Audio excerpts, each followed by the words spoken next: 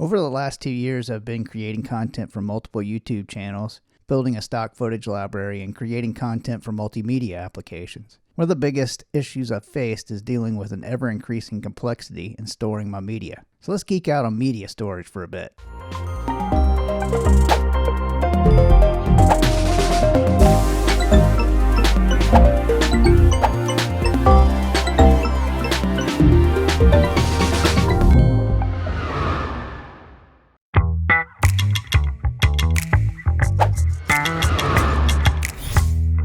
As my productions have become more complicated, so have my storage issues. Yes, the sheer volume's increased, but the need to have a strategy to know where everything is has become even more crucial. Having storage capacity is crucial. Being smart about how you store things and what you store can take some of the pressure off the fight to find storage space.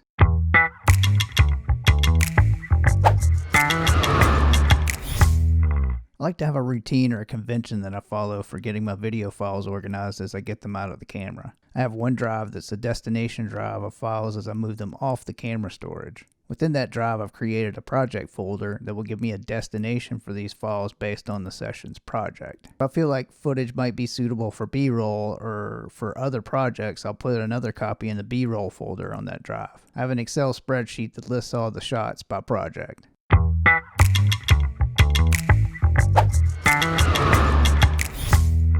I use a Slate app on my old iPad Air. I read the file name, or at least part of it, off the field recorder and enter that into the Slate info. As I pull the clip into the timeline, I use the Slate info scene to merge the files in Premiere Pro.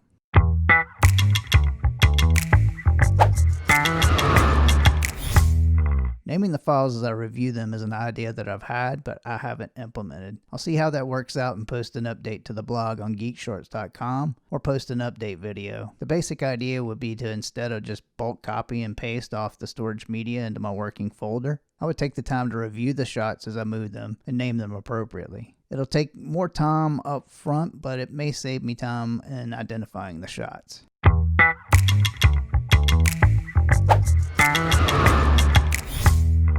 The Ninja 5, the Nikon Z6, and the ability to record in ProRes HQ to a solid-state drive brought about some new options. I've just been treating the SSD as another camera media format so far. I simply connect the SSD to my SATA 3 interface and move the files into my project folder. But as I learn more about the Ninja 5, I'm seeing more options for organizing my work before moving it into the project folder on the Mac. The fact that the Ninja 5 is a recording monitor with extremely good resolution means that I can do more to review my footage before I'm done shooting scenes. I can possibly use some of the metadata functions to help the review and editing process. Drop a comment and let me know if you'd like to see a deeper dive on that in the future.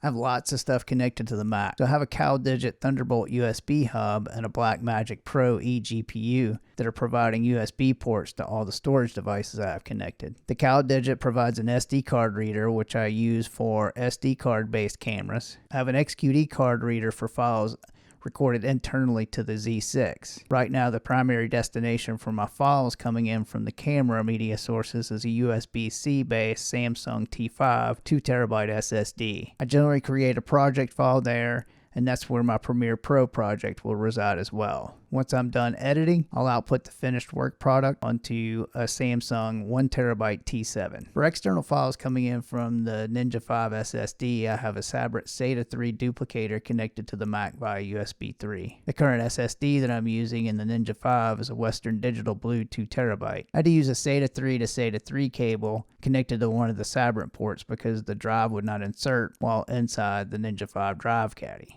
Before I added the cable, I had to take the drive out of the caddy to insert it. I have a SATA 3 8TB Seagate Barracuda drive inserted into the other port of the Sabrent SATA 3 interface. This brings me to the reason I have this duplicator. The duplicator will work as a standalone device, and my thought was that I could quickly offload files from the Ninja 5 SSD on longer shooting days. Expect a future video on how that works out. The 8TB drive also allows me a place to move archive projects to keep the T5 relatively clear. I expect at some point I'll pick out an enclosure to house multiple 8TB drives as I fill them up. And you guessed it, expect a future video on that.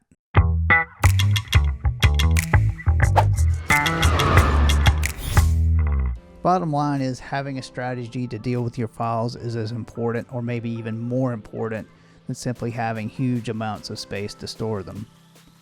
As you can tell, my strategies are still evolving.